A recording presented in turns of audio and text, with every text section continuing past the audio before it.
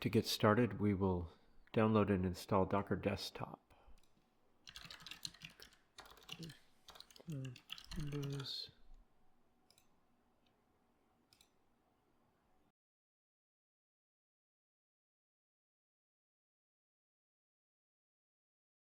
Can accept the default options there. It is mandatory that this installs without any obvious issues. Okay, we're back here after a reboot. Docker Desktop installed correctly. It basically just enforces a reboot and then comes back up, and I think it starts running. You have to click through a few sort of licensing screens and stuff, but it'll end up at this point. If you open this, you can happen to see it says engine running at the bottom. This is all mandatory. Like this has to work basically perfectly to have the next steps work. But everything seems fine in this install. We don't really need this user interface piece, so I'm just going to minimize that. We're going to work directly from what you'll hear me refer to as the command line. You can access this a few different ways. It could be start, and then so I'm actually right-clicking on the start icon here, and then there's run. You could do CMD and hit enter. You'll see this come up. You can also right-click on the start and go to terminal. Just as good. This opens something called PowerShell instead of the other one, but it's the same kind of interface. There's a few other ways to get to the same thing, but I'll recommend just right-click on the start menu, go to terminal. And you can see I just have an example user set up for this. I'll go into the desktop directory just for kicks here, but it doesn't really matter. What we want to start with is we need to download this Docker image that is the crew-chief-autovoicepack software. Basically, it's the software and all its dependencies. It's an entire Linux installation plus the machine learning model, all the framework for the machine learning stuff, including PyTorch, a bunch of other Python dependencies, a bunch of audio manipulation programs and other things that can be used by the script. So it's going to take a while to download, but just be patient. Okay, we can see it finished as expected. This took about 3 minutes or so on my side, but this is a 15 gigabyte or so file, so this might take considerably longer depending on your connection speed. Okay, so from here I'm going to clear the screen. We can do a quick Docker image list, and that will show this one we've downloaded, just showing that it's here. Before we start, we want to do one more verification that Docker is working. So we do docker run space hello -world, hit enter. Worked as expected. So it's saying, oh, we don't have this locally. Let me just go download it. It happens to be very, very small. This is just a kind of a test container from Docker, the organization, and it just has a little script in it that says, this basic message, and then it closes. But this shows you that your Docker installation worked, and everything seems to be fine. Clear the screen again. Okay, so now if we look at this Docker image list again, we'll see that there's two. The one we downloaded for this, and then the hello world. Those are fine. We can always delete those later if needed. Okay, so now that we have verified the hello world step, and we've downloaded this crew-chief-autovoicepack image, we're going to actually start up the Docker container, which is going to run all of this software. So we can do this with docker space run -it -rm, and I can see it groaning already. Yes, this is seems like a very esoteric way to kind of get things done, but This is telling it we're running in an interactive mode. This is telling it that, hey, when we're done with this and we exit it, clean it up in the background. Don't keep it around. Most of these options are going to have this dash format. So like we're going to do dash name. That will be crew-chief-autovoicepack. You can call this whatever the heck you want. This is just so if we see it like later in some list, like if we looked over here in this UI, we would see this name we're giving it. Otherwise, it's not important.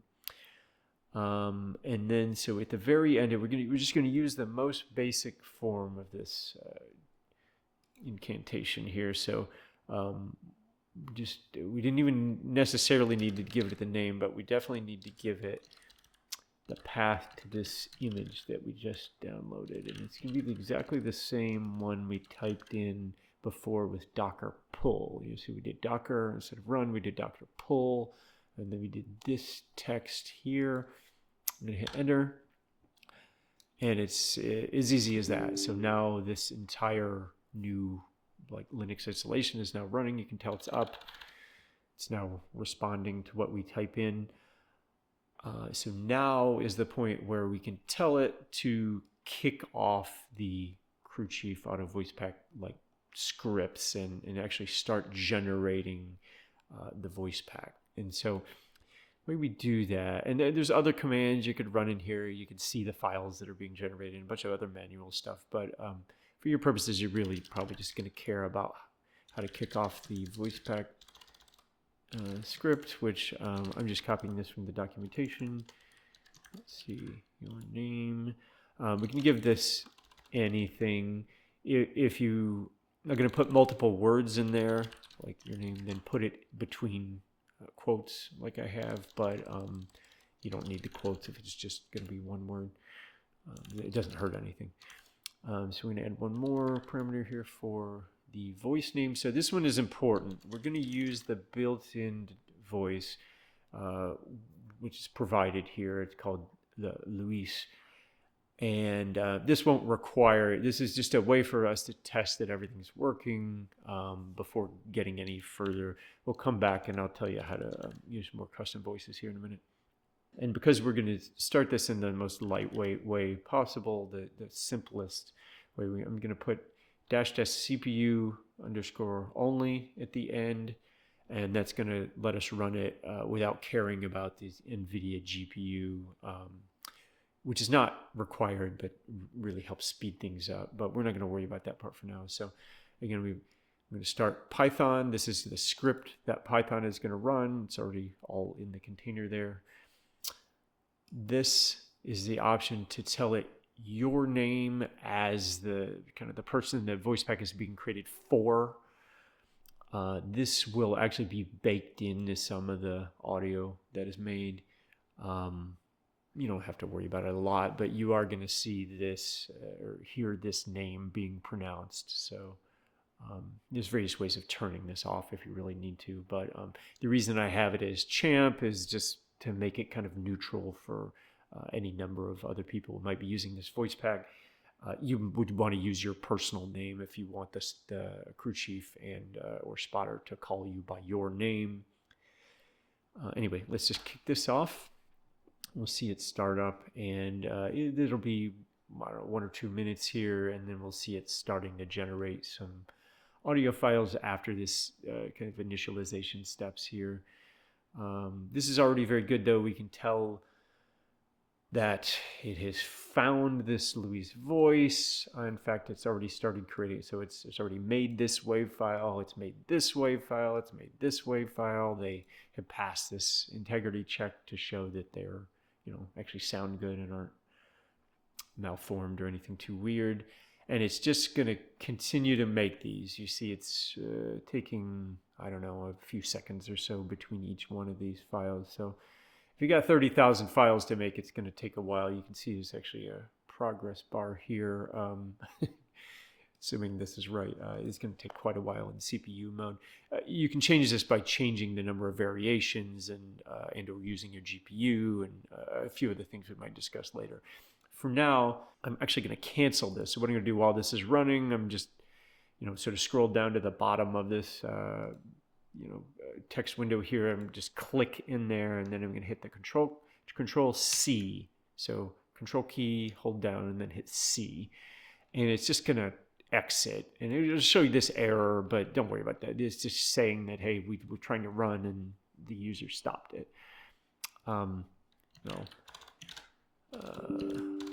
Clear the screen just to get rid of some of that. But that was great. So we could see that those files were being made. It wasn't taking too long. They were passing the validity check, so we knew the machine learning stuff was running.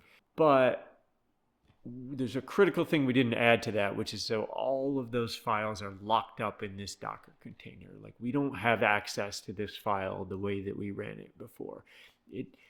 This file is accessible to this program while it's running, and it's also accessible, like if I were to look in this directory within the container, I can see all the files that are being made. Like, we see it, I only let it run for a minute, but it made all these different files. You don't need to worry about how to access this. I'm just kind of just proving to you that it was running. Let me clear the screen again.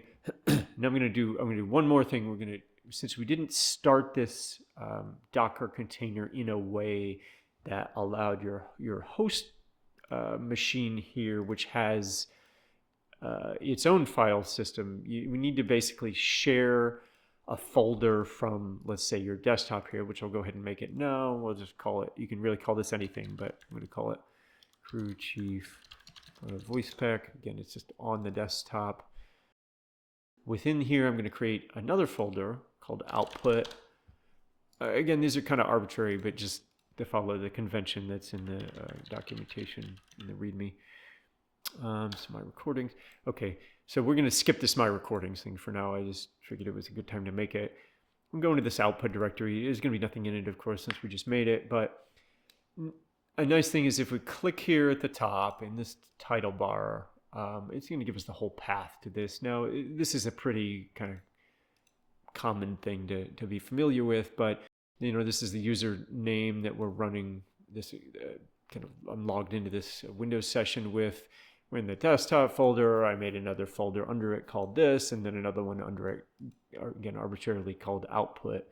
I'm going to just select all this text, right click, copy, so now it's in clipboard. We'll go over here, and I'm going to hit up because it'll pull up, this is the up arrow key on the keyboard. It's going to pull up the, actually, so I need to get out of this mode because I started this Docker container in a mode where it doesn't have access to these files. We're going to exit this. So I'm hitting, instead of Control C, this time it's Control D. This is just telling, hey, this inside this Linux container, we want to be done with it now. Exit the shell. And now, actually, here's where I'm going to go back and hit the up arrow. And so you see this is what we typed in before to kind of kick off everything. It was this Docker run, and it didn't add anything extra fancy to it because I was just trying to keep it really simple. But now we're going to go back, and so before, it might work if you put it after, but just for the sake of it, I'm going to kind of put it before the name of this image. We're going to now use this -V option. And I'm just going to right click with the mouse right here, which is going to paste in what we had in the clipboard, which is the same text that I just copied from over here. It's just the folder name. And so this -V, V stands for volume. We're telling the Docker container we want to mount this volume from the local files machine. I'm going to put a colon, make sure that's run right up against the edge of the previous text.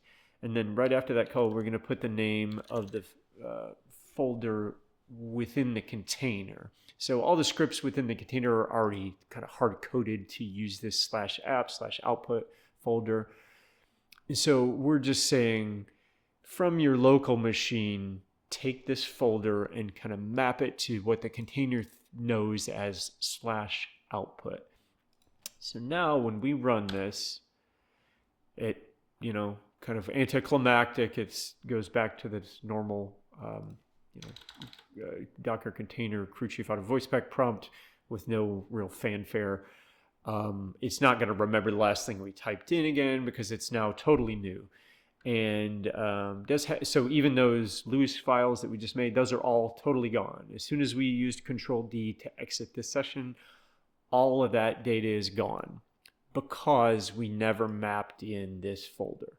But now, since we've run it with this folder, anything that we make in this output is also going to show up over here. So let's just do another quick run of the voice pack generation script, and you'll see that we should see this. And I'm going to remember to do CPU only mode. And it's going to still take that minute or two to start up. And we'll start to see the files flowing again. We should see it's already started to, okay, so we know it's created this, continuing to create more and more. So if I go back over here, see it's created this Luis folder for us. It's got these other files here. It's creating all of these in this case, kind of a random order. So it's just going to jump through all of these, let's see, 27,000 default phrases and just make them all in a random order. So they're all in different folder names. Some of these will have subfolders. These are the actual WAV files if you were to, open this. We're serving the penalty. We're serving the penalty. We're serving the penalty. So you can see, here's a slightly different. We're serving the penalty. So it's, in this case, just to highlight what's happening, by default, it's using 3 variations. So for every one of the normal crew chief phrases that's in the sort of default crew chief download, we're actually going to speak that text 3 times. The benefit there being it will speak it differently, potentially, each of the 3 times. So it's like you get to hear a speaker saying the same words multiple times so that you don't have to hear that exact same serving a penalty, intonation every single time. You can make this as many as you want. This takes longer to create and uses more disk space. So if we just continue to let this run and run and run and run, it will make the files. Everything's pretty good there, but I'm going to stop it for now. Again, a Control C, it's going to show this error, but again, everything's totally fine. Important to realize that now, so I'm going to close this, which again, Control D to kind of get out of this running Docker container, and then back to, this is like back to the Windows side command prompt where we kicked off Docker. And because we ran it, I'm going to overemphasize all this, but because we ran it with this -v, it allowed us to store all the data on our local machine. And you see it's all still here, even though we closed the container. So that means we could just run this again and run this again. I'm going to add the CPU only to it. And now, let's just say we ran this for much longer and you had hours and hours worth of these files made, and something went wrong. You had to reboot your PC or something, and now you wanted to kick it off again. No problem. Just kick it off again, exactly like this. It will notice all of the files that are already there and skip them. It won't waste time trying to regenerate things that are already there. Again, because this all starts randomly, it's not starting with the exact same phrases it wanted to generate the first time. It's moved on to other ones in the list, but as it finally iterates through its list enough to see one that is already there, it'll just skip it. So this was just to show that, hey, all this data is safe and sound. Feel free to start and stop and manipulate this as needed. Let's say you didn't, we'll kind of move on to another, so it's Control C to close that, and then Control D now to get back to Windows again. So now there's no Docker container running anymore because we just exited there with Control D. But I'll go back to this Docker run command, and I will show you how to run it in GPU mode, which you'll see is much faster. I'm just kind of moving the cursor around on the command line here just to find a good place to put this extra option I'm going to put in. It's just going to be text I'm going to type in here. And so this is --GPUs all. Before this, let me just pause this for a second. We'll come back to this command. Before this, I just want to show you, you need, in order for this GPUs all thing to work, so it's NVIDIA-SMI. This is installed as part of the NVIDIA drivers and then the NVIDIA CUDA toolkit. So if you're on Windows, you want to use your GPU, you probably will need to install the CUDA GPU toolkit as well. I'll try to just pull up what that is. CUDA toolkit. This is enabling some developer features so that we can, let's just say, access your GPU device. In this case, both within Windows as a developer and as it's going to allow us to make sure it works when we run this Docker container. So you can probably pick any of these. Again, this is only necessary if you want to use this NVIDIA GPU. Go to Toolkit Installer, download this, run it. The way to know that this worked is to go back to the command line. Again, right-click here, terminal, type NVIDIA-SMI, and you should see something just mentioning what GPUs here. In this case here, you could sort of verify how much GPU RAM it has if that was a concern for some reason. Shows an up-to-date CUDA version. Anyway, just the other programs that are using the GPU. Really the point of running this is just this is like your hello world kind of sanity check that it's recognized your GPU in a way that we can actually pass through to this Docker command. So I'm going to hit the up arrow and just go back to this other command we had. You don't need to go through all these weird steps. You could just type this directly from the very first step. Again, remembering that we added this, and this is the classic command that we had in there. And so let's see, we'll start this up. The familiar command prompt. If I hit enter, it just shows the prompt again. I'm just doing that just for the sake of it. So generate voice pack. If you remember previously, we added CPU only to the end. We're going to leave that off now because we're going to run it in GPU mode, which requires this, and then just basically doesn't require the other CPU. Just don't add the CPU only piece. So let's hit enter.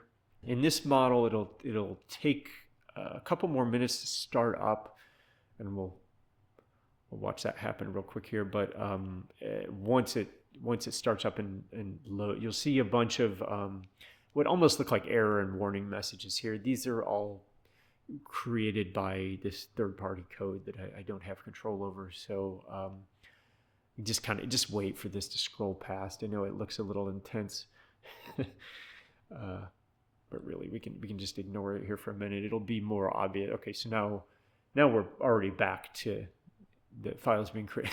Look how much faster it is. I mean, this is many, many, many times faster than the CPU mode, and I could run this 8 times in parallel to get it 8 times faster than it's currently running. So you can see this is really the core reason why I've gone through all the hassle of having the GPU support and kind of having documentation stuff related around that, is that this is just immensely faster. We'll try to grab one of these. So here the ETA is about 1 hour, and again I could go, I think this is probably not super accurate, but because I haven't gotten through very many files so far, but we could go another 8 times faster than this. I'm going to cancel it again. By the way, this, even though we ran this in GPU mode, it's exactly the same as the CPU mode in terms of its behavior, and it'll skip the files that are already there, and there's no anything extra needed to kind of make it behave properly. To exit that, I just hit Control C again, we're back to this prompt. Let's go to 11 labs. There we go. I think so. I'm not actually going to log in on here, but if you were to log in, you can get to a view where you can browse a bunch of different voices, even on the free account. And once you pick one of those, it's a little convoluted. You can like add it to your account. You can only have a few kind of active at a time, and you'll go to that page and you can click on one. There's some more detail in the README, and there's a little box or something will pop up that's saying voice ID, and it has a little code that's associated with it, like just a little alphanumeric kind of code, and we will use that code here in just a sec. Okay, so off screen I have prepared, so it's a little bit of a hassle. Again, you log in, you've got to go to a page for your account and choose a voice. The free account can have up to 3 voices, so you have to sort of allocate it to your account, and then once you see it in this voices page, you can then like there's a button to click use, or you go to another page and somewhere here it shows you the voice ID. It's a little bit cumbersome to find, but you should be able to find it. It does show up in the interface if you poke around enough. Specifically for the voices that you have aligned to those 3 slots in your account. And then also this is an API key which we'll use.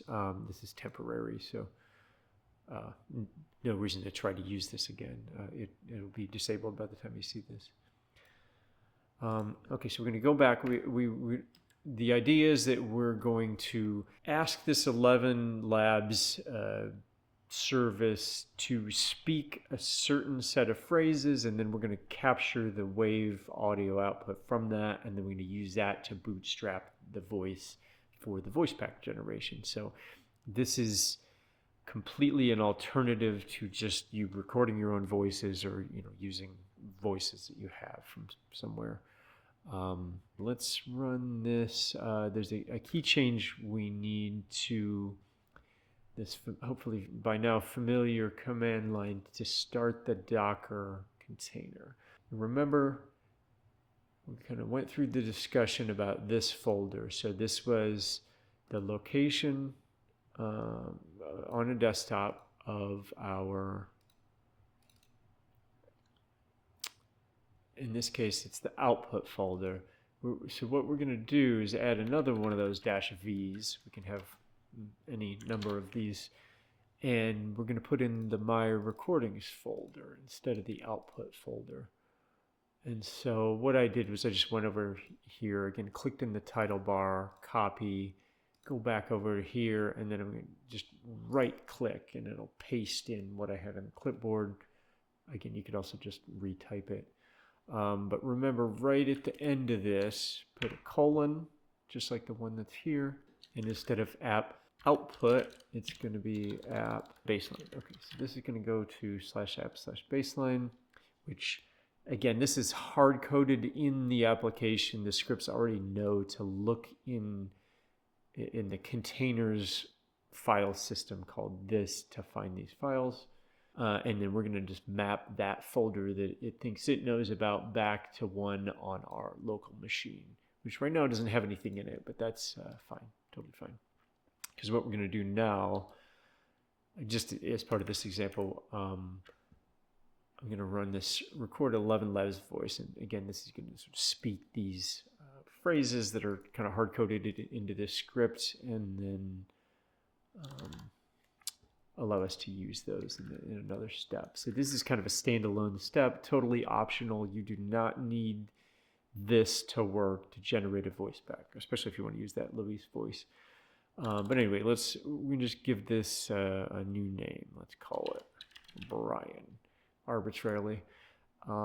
This does not need to match the voice on the 11 Labs side. Basically, this is just your own internal name for the voice pack. You probably want to use this name kind of going forward for this input voice and the voice pack that comes from it. But other than that, that's just convention.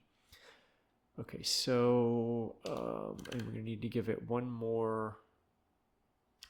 Let's see, I forget the name of that. It's this 11 Labs API key, and then we're gonna paste this in. Again, this will differ. You need to get this from your own account. There's a page inside the account settings for this 11 Labs site to get this. You could just make one, and then it'll give you this weird ID. You put that weird ID in here, and that's how they track how much of the usage your account is driving.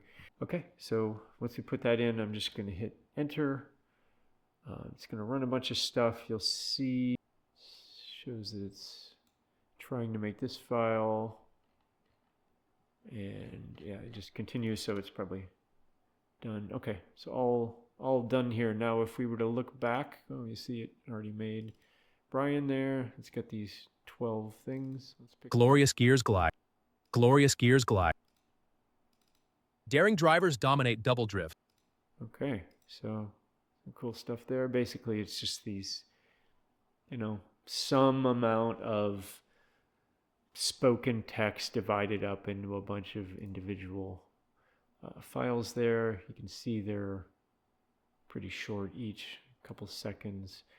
And it will have, not easy for me to show here, but it will have all of the silence trimmed from the beginning and the end automatically. These are like very well-behaved files for this process. So it's recommended to try to use one of these 11 Labs voices if you can. Again, it was just as easy as, running this command, then you wait. I'll re-emphasize, in order for the files to show up on your local machine, you needed to add that -V option, which we added in. So now on the host machine, we have these two files. This is where the new voice pack is going to be output in the output directory. And this My Recordings folder is the input directory, which the container also wrote to kind of download all these voices from 11 Labs. You just, to reemphasize that again, we ran this script inside the container, and this script in the container writes to this shared folder and just happens to put all these new Brian audio files in there. So anyway, let's keep moving. We'll jump to here. I'm going to edit this, change it to Brian. Again, these quotes don't really matter if it's just a single word. Let's say that my name is Ronald. Okay, we're still in this GPU mode.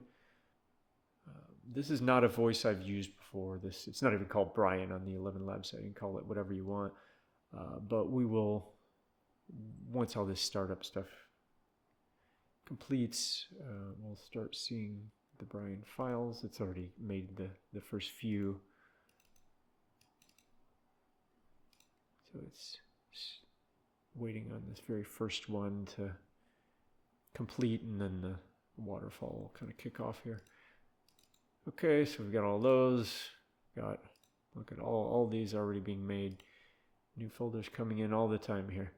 I'm going to close it because I don't need yet another voice pack.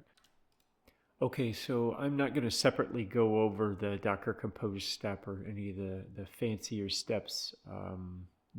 There's just more detail you would need to be familiar with to go grab that Docker Compose YAML file and put it somewhere accessible to the Docker container. And it's related to some of the things we've already done, but is more of an advanced step. So if you get that far, feel free to reach out. If you don't understand the details, I can help a little more.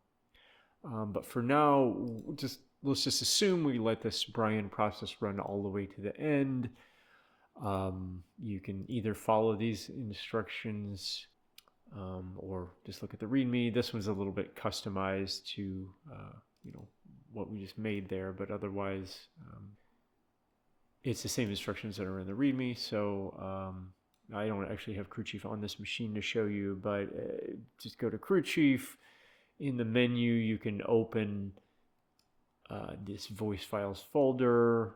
it'll give you some path like this. Inside there, you're just going to copy this Brian folder into this, Windows crew chief folder, like basically this one with all, you want to follow the instructions here. So it would be sound/alt/Brian. And then when you look inside there, it's going to have all this same stuff. And all the voice packs will have this same exact structure. And it, other than adding a few extra files, it's exactly the same structure as the core default Jim voice for crew chief. So I think that's it. This is already a very long intro, so hopefully this helps you get a little bit further than the documentation might have. Otherwise, feel free to reach out if you have any more questions. Thanks.